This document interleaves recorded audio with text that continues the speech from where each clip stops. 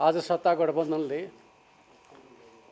आकस्मिक रूपमा षड्यन्त्रपूर्ण तरिकाले सर्वोच्च अदालतका प्रधान न्यायाधीशका विरुद्ध महाभियोग प्रस्ताव दर्ता गरिसकेपछि उत्पन्न परिस्थितिका सन्दर्भमा आकस्मिक रूपमा आज हामी हाम्रो केन्द्रीय सचिवालयको बैठक सम्पन्न गरेका छौँ। बैठकले यो कदमलाई अत्यन्त गम्भीर र षड्यन्त्रपूर्ण कदमका रूपमा लिएको छ। यो अदालतमाथिको प्रहार मात्रै होइन, सिङ्गो लोकतन्त्रमाथिको प्रहार, सङ्घीय लोकतान्त्रिक गणतन्त्रमाथिको प्रहार र नेपाली जनताको सार्वभौम सत्तामाथिको प्रहारका रूपमा हामीले यसलाई लिएका छौँ। र यो भर्खरै हाम्रो पार्टी लगायत जनताको दबावद्वारा तय गरेको स्थानीय तहको निर्वाचनलाई धकेल्ने प्रयास र षड्यन्त्र अन्तर्गत पनि यो कदम आएको हुनसक्छ। र यो कदम नेपालमा सत्ता पक्ष र प्रतिपक्षका बीचमा लामो समयको अन्तराल पछाडि जुन प्रकारको संवादको प्रक्रिया थालनी हुँदै गरेको थियो, त्यसलाई बिथोल्ने षड्यन्त्रका रूपमा पनि यो कदम अगाडि आएको हामीले अनुमान गरेका छौँ। र यो गठबन्धन सर्वोच्च अदालतमा विचाराधीन कतिपय मुद्दाहरूलाई प्रभावित गर्ने र सर्वोच्च अदालतलाई सत्ताको निर्देशनमा चल्ने एउटा निरीह संस्थाका रूपमा रूपान्तरित गर्ने योजनाका साथ अगाडि बढाइएको हामीले ठानेका छौँ। त्यस अर्थमा यो महाभियोगको प्रस्ताव समग्रतामा भन्दाखेरि लोकतन्त्रमाथिको प्रहारका रूपमा, नेपाली जनताले स्थापित गरेको सङ्घीय लोकतान्त्रिक गणतन्त्रमाथिको प्रहारका रूपमा र नेपालको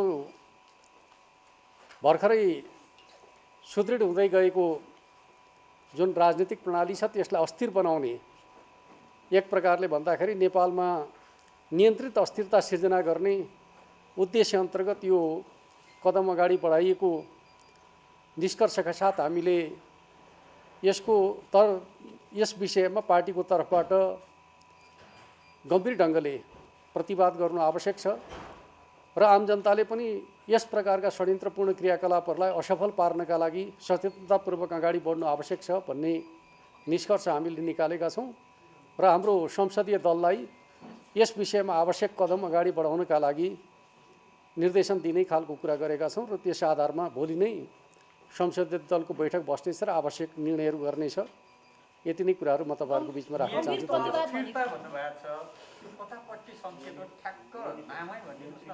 यहाँले गम्भीर प्रतिवाद गर्छौँ हामी भन्नुभयो, भोलि संसदीय दललाई पनि निर्देशन दिन्छौँ भन्नुभयो, के को लागि दिनुहुन्छ उहाँले? अब के गर्ने? त्यसका लागि त तपाईँ हामी सबैले भोलिको निर्णयको प्रतीक्षा गर्नुपर्छ, किनकि आज सबै कुरा भन्ने भए त आजै हामी भनिहाल्थ्यौँ। किनकि यो लोकतन्त्रमा संसदीय प्रणालीले गर्ने काम चाहिँ संसदीय प्रक्रिया मार्फतै अगाडि बढाउनुपर्छ। पार्टीले त्यसलाई निर्देशन दिने काम गरेका छ। संसदीय दलको बैठक बसेर हामी आवश्यक प्रक्रिया अगाडि बढ्छौँ, किनकि संसदको तर्फबाट जे काम भएको छ, अनुचित काम भएको छ, सत्ता गठबन्धनका तर्फबाट संसदीय प्रक्रियाद्वारा चाहिँ यो अनुचित षड्यन्त्रपूर्ण कार्य भएको छ, त्यसको प्रतिवाद हामी संसदीय प्रक्रियाबाटै गर्ने सोचका साथ संसदलाई त्यस विषयमा आवश्यक काम कारबाही अगाडि बढाउनका लागि निर्देश दिने कुरा गरेका छौँ। भोलिको संसदीय दलको बैठकको प्रतीक्षा गर्नका लागि अनुरोध गर्छु। नेपालमा स्वाभाविक रूपमा चाहिँ नेपालको लोकतन्त्रलाई अस्थिर पार्ने खालको काम निरन्तर रूपमा जारी छ। त्यस अर्थमा चाहिँ नेपालको राजनीतिक स्थायित्वको नेतृत्व गर्ने पार्टी भनेको नेकपा एमाले हो र यसलाई कमजोर पार्नु भनेको चाहिँ मुलुकमा अस्थिरता सिर्जना गर्ने शक्तिहरूको प्रयास हो भन्ने अर्थमा यसलाई लिनुपर्छ। कुनै एउटा व्यक्ति विशेष वा संस्था विशेषको कुरा होइन, समग्रतामा एउटा प्रवृत्ति हो। एकातिर हामी स्थायित्वको पक्षको नेतृत्व गर्ने नेकपा एमाले छ, अर्कोतर्फ मुलुकलाई अस्थिरतातर्फ लैजाने शक्तिहरू छन्। तिनीहरूका बिचको अन्तरसङ्घर्षका रूपमा मुलुकको राजनीति अगाडि बढिरहेको छ र मुलुकको राजनीति नै दुई ध्रुवमा ध्रुवीकृत हुँदैछ।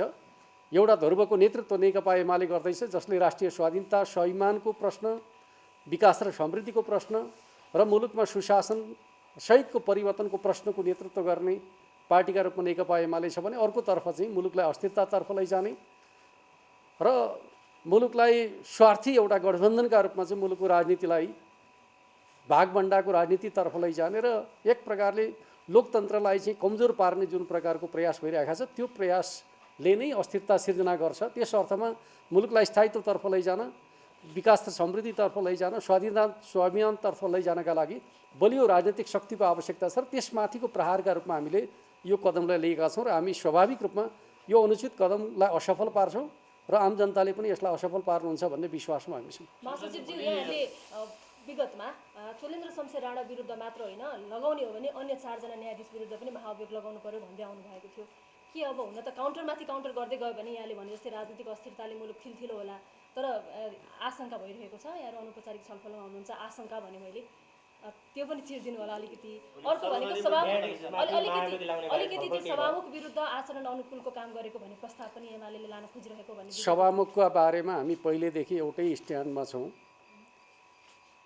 खास गरी उहाँले सभामुखको भूमिका निर्वाह गर्न सक्नु भएन। त्यस अर्थमा सभामुखको हैसियतमा उहाँले भूमिका निर्वाह गर्न नसकेको कुराप्रति हाम्रो आपत्ति छ। 14 जना सभासदहरूको कारबाहीको नोटिस सार्वजनिक गर्ने कर्तव्य मात्रै उहाँको थियो, उहाँले त्यसलाई होल्ड गर्ने खालको काम गर्नुभयो। त्यस अर्थमा उहाँले आफ्नो गल्तीलाई सच्याउने खालको काम वा संसदमा जारी अवरोध अन्त्य गर्नका लागि चाहिँ मार्ग प्रशस्त गर्ने काम, दुईवटा विकल्प उहाँलाई हामीले दिएका छौँ। हामी त्यो विकल्पमा दृढ छौँ। हामी अर्को कुनै नयाँ विकल्प सारिरहनु पर्ने पक्षमा छैनौँ। हामी त्यही मान्यताका पक्षमा रहेका छौँ र अहिले जुन प्रकारको चाहिँ महाभियोगको प्रस्ताव प्रस्तुत गरिएको छ षड्यन्त्रपूर्ण तरिकाले मुलुकको राजनीतिलाई अस्थिर बनाउने उद्देश्यका साथ, त्यसको प्रतिवाद कसरी गर्ने भन्ने कुरा हामी संसदीय छलफलको प्रक्रियाबाटै टुङ्ग्याउँछौँ। धन्यवाद।